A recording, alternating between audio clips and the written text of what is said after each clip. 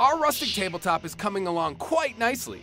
So far, we've chopped some scrap wood, cut 2 angled braces, and screwed it all together to create a small cafe-sized table.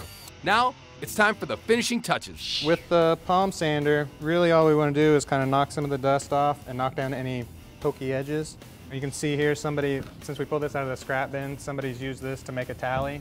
Okay, I thought maybe it was reclaimed from a prison and they were counting years. You never know, it could be. When you are sanding with this, I know I've personally made the mistake at home where I actually see the sanding pattern. What am I doing wrong? You're probably using too high a grit. Too high a grit? So we got 220 on here. Okay. It's a higher grit, so it'll just knock the dust off. It shouldn't leave any marks. It'll just kind of smooth it out. It already feels smoother. Yeah, and we just want to kind of open up the wood a little bit because we're going to put a coating on it and it'll help the coating absorb into the wood. I'll flip it, let you do the other side. If you want to hit the bottom too, just a quick once over.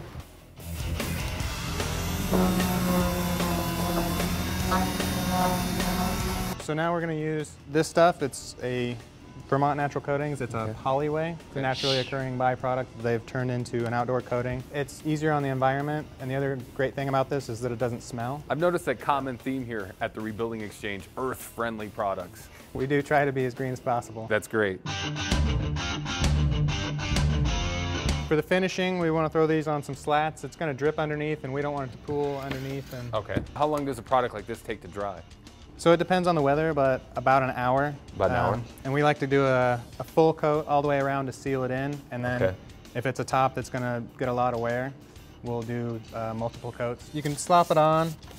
It'll start to dry it'll get cloudy. It'll kind of start to look like milk, but then it dries clear. Yeah, it looks like milk going on there. Yeah. If you're lactose intolerant, you can... I wouldn't recommend eating it. Okay, that's good. But it's definitely a clear coat. So it's a polyway. It's imitating polyurethane.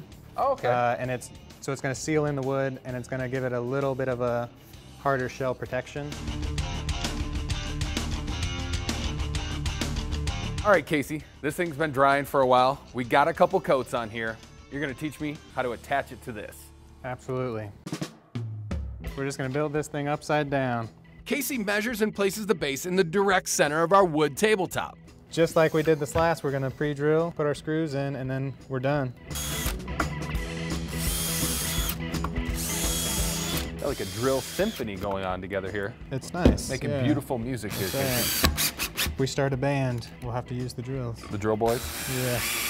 The drill boys. It sounds like a bluegrass band. Okay, enough band practice. It's finally time to check out our new piece of furniture. There you go. That looks good.